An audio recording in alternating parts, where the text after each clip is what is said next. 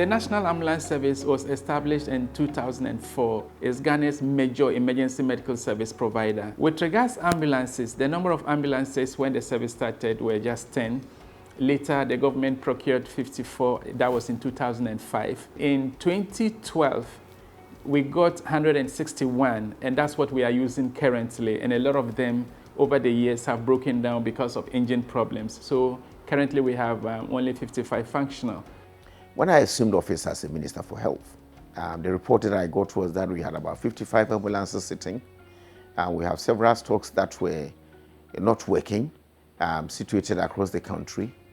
We were trying to make efforts to try to see if we can cannibalize some of them to try to, gain one or two out of the lot.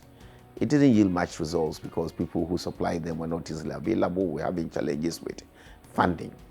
Unfortunately, the previous government also made efforts that didn't yield good results at all. They ended up bringing in 30 ambulances that were nothing that was close to ambulances. Technical reports indicated that they were not just good for purpose, and the previous minister, who was here at the time, actually rejected the ambulances and never received them into the Ministry of Health. Thankfully, the current government, headed by Nana Addo Dankwa Akufo-Addo, tried to live up to his expectation, and his efforts to deliver his manifesto decided that we will have to find a way to procure ambulances. We gave all the specifications that we needed to do, and the mandate rested with the Minister for Special Development Initiatives. About a year and a half ago, the government of Ghana and His Excellency the President, Nana Addo Dankwa Akufo-Addo, mandated the Ministry of Special Development Initiatives to procure 307 ambulances into this country. Thankfully, today, myself and my staff and the people of this country, we are so happy that we've been able to bring in the 307 ambulances to serve the people of this country. Each constituency is to receive one ambulance each from the IPEP, that is the Infrastructure for Poverty Eradication Program. The 1 million per constituency proceeds is what we are using to procure these ambulances for each constituency. So out of the 307 ambulances, 275 will go into the constituencies, and then the remaining ones will be sent to the other hospitals. And then on the major roads of our country, we're looking at giving some to NADMO out of these 307 ambulances. As a country, we are so lucky and blessed to have these ambulances arriving at this crucial time. And we can always describe this as state-of-the-art ambulances. The reason being that these ambulances are so well equipped that they have basic life support equipment, they have advanced life support equipment, and they also have some intensive care unit equipment. One of the most important equipment that we have on it, which is making us very excited, is the fact that now we have a portable ventilator which will support patients when they are not able to breathe, no matter the distance. We also have fetal monitor.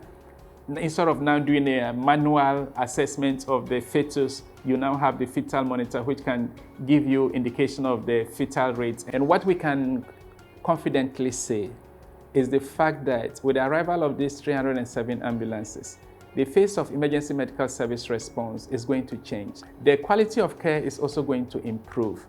And we can be certain that, at least for the next couple of years, we're not going to have an immediate problem of inadequate fleet.